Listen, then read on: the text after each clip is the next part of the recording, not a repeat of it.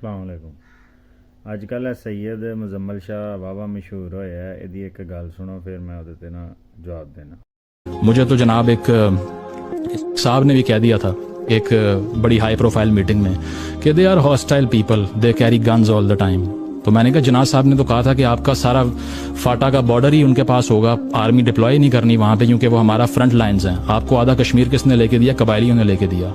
आज आपको वही हॉस्टाइल लग रहे हैं। तो ये सारा मजहब जो है वो गले से नीचे हमने पश्तून के उतारा है। सिर्फ उनके बच्चे को बंदूक पकड़ा दी, अपने को स्कूल में भेजा। तो ये एक रेशल जो है ना आपने सुपीरियॉरिटी असर्ट की है, इसमें मजहब का कोई ताल्लुक नहीं है। ज़िया साहब ने भी यही किया, इससे पहले अयूब साहब ने भी यही किया। कहाँ जाके भुट्टो साहब ने ऑपरेशन किया? बलोचिस्तान में किया। ठीक है, असेंबली किसकी तोड़ी? केपी की तोड़ी।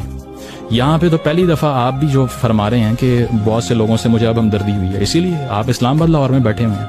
अगर मेरे घर के बैकयार्ड पे ड्रोन आके लगता है या 4 लाशें मेरे भाइयों की फेंक के जाते हैं, मैं नहीं लगाऊंगा नारा किसी रियासत का। मेरा पर्सपेक्टिव ही और है, मुझे कोई सुनने को तैयार नहीं है। मैं अगर अफगानिस्तान की डीपी लगाता हूँ, सारे कहते हैं यार आप अफगान नेशनलिस्ट हैं। वो भाई 5000 साल की तारीख है, 70 साल ना मेरे गले से नीचे उतारो, ये नहीं समझते।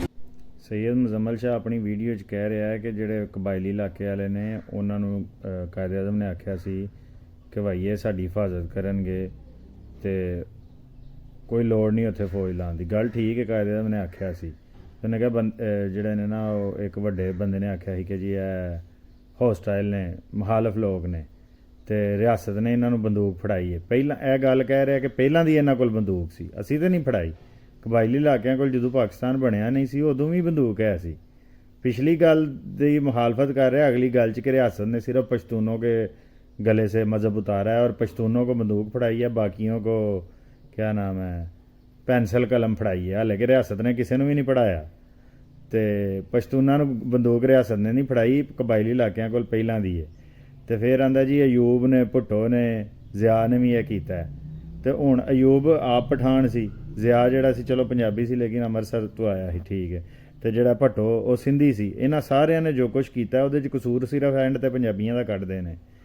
ਤੇ ਜੀ ਆਂਦਾ ਜੀ ਡਰੋਨ ਹਮਲੇ ਜਦੋਂ ਹੁਣ ਤੁਸੀਂ ਕਿਸੇ ਰਿਆਸਤ ਨੂੰ ਨਹੀਂ ਮੰਨਦੇ, ਤੇ ਡਰੋਨ ਕਿੰਨੇ ਬਣਾਏ ਨੇ? ਮੁਸ਼ਰਫ ਮਹਾਜਰ ਸੀ। ਮਤਲਬ ਮਹਾਜਰ, ਸਿੰਧੀ ਤੇ ਪਠਾਨ ਉਹ ਵੀ ਜੋ ਜੁਰਮ ਕਰਨ ਉਹ ਵੀ ਪੰਜਾਬੀਆਂ ਦੇ ਉੱਤੇ ਪੈਣਾ। ਉਹ ਫਿਰ ਆਂਦਾ ਜੀ 5000 ਸਾਲ ਦੀ ਡੀਪੀ ਲਾਉਂਦੇ ਨੇ। ਡੀਪੀ ਉਹ ਇਸ ਵਾਸਤੇ ਅਫਗਾਨਿਸਤਾਨ ਦੀ ਨਹੀਂ ਲਾਉਂਦੇ ਕਿ 5000 ਸਾਲ ਦੀ ਤਾਂ ਤਰੀਕ ਹੀ ਨਹੀਂ। ਅਫਗਾਨਿਸਤਾਨ ਉਦੋਂ ਬਣਿਆ ਜਿੱਦਣ ਅੰਗਰੇਜ਼ਾਂ ਨੇ ਡਿਊਰਨ ਲੈਂਡ ਉਹਨਾਂ ਨਾਲ ਫਾਈਨਲ ਕੀਤੀ ਹੈ 1893 ਦੇ ਵਿੱਚ ਕਿ ਭਾਈ ਇਹ ਇਲਾਕਾ ਜਿਹੜਾ ਹੈ ਇਦੋਂ ਅੱਗੇ ਅਫਗਾਨਿਸਤਾਨ ਹੈ, ਇਦੋਂ ਪਿਛਾਂ ਇੰਡੀਆ ਹੈ। 5000 ਸਾਲ ਦੀ ਤਰੀਕ ਕਿਸੇ ਕੌਮ ਦੀ ਵੀ ਨਹੀਂ ਹੈ, ਲਿਖੀ ਤਰੀਕ ਕਿਸੇ ਦੀ ਨਹੀਂ ਹੈ। ਪਸ਼ਤੋ ਦੀ ਜਿਹੜੀ ਪੁਰਾਣੀ ਤਰੀਨ ਕਿਤਾਬ ਹੈ ਉਹ 400-500 ਸਾਲ ਪੁਰਾਣੀ ਕਿਤਾਬ, ਪਟਾ ਹਜ਼ਾਨਾ ਸ਼ਾਇਰੀ ਦੀ ਕੋਈ ਕਿਤਾਬ ਕਹਿ ਲਓ। ਤੇ 5000 ਸਾਲ ਦੀ ਤਰੀਕ ਅਫਗਾਨਿਸਤਾਨ ਦੀ ਨਹੀਂ ਹੈ, ਨਾ ਪਾਕਿਸਤਾਨ ਕੋਈ ਇੰਜ। 5000 ਸਾਲ ਦੀ ਤਰੀਕ ਹੈ ਕਬੀਲਿਆਂ ਦੀ। ਤੇ ਕਬੀਲੇ ਕੌਮ ਉਦੋਂ ਕੋਈ ਨਹੀਂ ਸੀ ਹੁੰਦੀ ਹੈ। ਤੇ ਨੇਸ਼ਨ ਸਟੇਟ ਬਣਿਆ ਆ ਕੇ ਯੂਰਪ ਦੇ ਵਿੱਚ। ਵਜ਼ੀਰੀ ਤੇ ਮਹਿਸੂਦ ਆਪਸ 'ਚ ਹਾਲੇ ਤੱਕ ਲੜਨ ਰਹੇ ਨੇ, ਅਫਰੀਦੀ ਔਰ ਹਟਕ ਲੜਦੇ ਰਹੇ ਨੇ।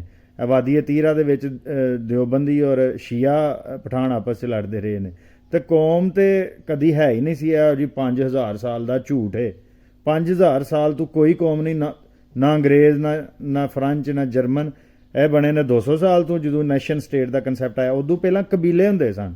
ਇਹ ਨਹੀਂ ਮੈਂ ਆਂਦਾ ਕਿ ਪਠਾਨ ਹੈ ਨਹੀਂ ਸਣੀਆਂ, ਪੰਜਾਬੀ ਨਹੀਂ ਸਣੀਆਂ, ਸਿੰਧੀ ਜਾਂ ਬਲੋਚ ਲੋਕ ਮੌਜੂਦ ਸਨ, ਪਰ ਲੋਕਾਂ ਦੀ ਜਿਹੜੀ ਪਹਿਚਾਣ ਸੀ ਉਹ ਬਰਾਦਰੀ ਔਰ ਕਬੀਲੇ ਦੀ ਬੁਨਿਆਦ ਤੇ ਹੁੰਦੀ ਸੀ। जी आप रियासत का 70 साल का उतार रहे हैं उनके गले से।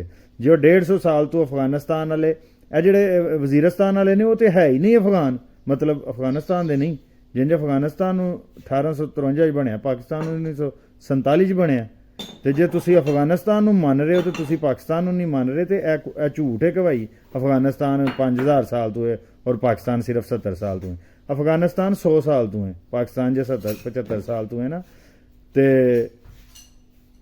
ਸਿਰਫ ਝੂਠ ਸਿੱਧਾ ਜਾਂ ਮੂੰਹ ਕਰਕੇ ਮਾਰੀ ਜਾਂਦਾ ਤੇ ਲੋਕ ਸੁਣੀ ਜਾਂਦੇ ਨੇ, ਕੋਈ ਬੰਦਾ ਬਿਆਨ ਨਹੀਂ ਕਰ। ਇੰਜ ਬੋਲ ਰਿਹਾ ਜਿਵੇਂ ਇਹਨੂੰ ਇਕੱਲੇ ਨੂੰ ਹੀ ਸੱਚ ਦਾ ਪਤਾ ਲੱਗਾ, ਉਦੋਂ ਪਹਿਲਾਂ ਕਿਸੇ ਨੂੰ ਸੱਚ ਦਾ ਪਤਾ ਨਹੀਂ ਸੀ। ਤੇ ਇੰਨੀ ਗੱਲ ਹੀ ਕਹਿਣੀ ਸੀ ਕਿ ਝੂਠ ਨੂੰ ਸੱਚ ਦੇ ਰੂਪ 'ਚ ਪੇਸ਼ ਕੀਤਾ ਜਾ ਰਿਹਾ। ਤੇ ਅਕਲ ਇਸਤੇਮਾਲ ਕਰਕੇ ਕਿਤਾਬਾਂ ਪੜ੍ਹੋ, ਹਰ ਬੰਦਾ ਆਪ ਕਿਤਾਬ ਪੜ੍ਹੇ। ਜਦੋਂ ਤੁਹਾਡੀ ਕੌਮ ਤੇ ਇਲਜ਼ਾਮ ਲੱਗੇਗਾ ਤੇ ਤੁਸੀਂ ਪੜ੍ਹ ਕੇ ਜਵਾਬ ਦੇਣਾ, ਗਾਲ ਕੱਢਣ ਦਾ ਫਾਇਦਾ ਕੋਈ ਨਹੀਂ। ਇਲਮ ਨਾਲ ਜਵਾਬ ਦਿਓ ਕਿ ਭਾਈ ਝੂਠ ਨਾ ਮਾਰ, ਜਿਹਦਾ ਜੋ ਕਸੂਰ ਹੈ ਉਹਦਾ ਉਹ ਕਹਿ। ਸਾਡੀ ਤੇ ਆਪਣੀ ਪੰਜਾਬੀ ਕੌਮ 1947 'ਚ ਜਿੰਨੇ ਇਕੱਲੇ ਪੰਜਾਬੀ 20 ਲੱਖ ਸ਼ਹੀਦ ਹੋਏ ਨੇ, ਅੱਜ ਤੱਕ ਪਾਕਿਸਤਾਨ 'ਚ ਨਾ ਉਹਨੇ ਪਸ਼ਤੂਨ, ਨਾ ਬਲੋਚ, ਨਾ ਬੰਗਾਲੀ, ਕੋਈ ਵੀ ਨਹੀਂ ਉਹਨਾਂ ਸ਼ਹੀਦ ਹੋਇਆ। ਜਿੰਨੇ ਅਸੀਂ ਇੱਕੋ ਵਾਰ 'ਚ ਕੁਰਬਾਨੀ ਦਿੱਤੀ ਹੈ। ਫਿਰ ਸਾਡੀ ਜ਼ੁਬਾਨ ਔਰ ਸਾਡੀ ਤਹਿਜ਼ੀਬ ਖਤਮ ਕੀਤੀ ਜਾ ਰਹੀ। ਅਸੀਂ ਕਦੀ ਕਿਸੇ ਨੂੰ ਗਾਲ ਨਹੀਂ ਕੱਢੀ, ਕਿਸੇ ਨੂੰ ਇਲਜ਼ਾਮ ਨਹੀਂ ਦਿੱਤਾ।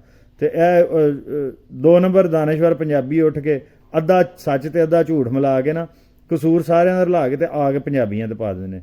ਮੈਨੂੰ ਕਿਸੇ ਕੌਮ ਨਾਲ ਨਫ਼ਰਤ ਨਹੀਂ ਹੈ, ਲੇਕਿਨ ਜਿਹੜਾ ਮੇਰੀ ਕੌਮ ਦੇ ਬਾਰੇ ਝੂਠ ਬੋਲੇਗਾ ਉਹਦਾ ਝੂਠ ਦੱਸਣਾ ਮੈਂ ਆਪਣਾ ਫਰਜ਼ ਸਮਝਣਾ। ਅਸਲਾਮ ਅਲੈਕੁਮ।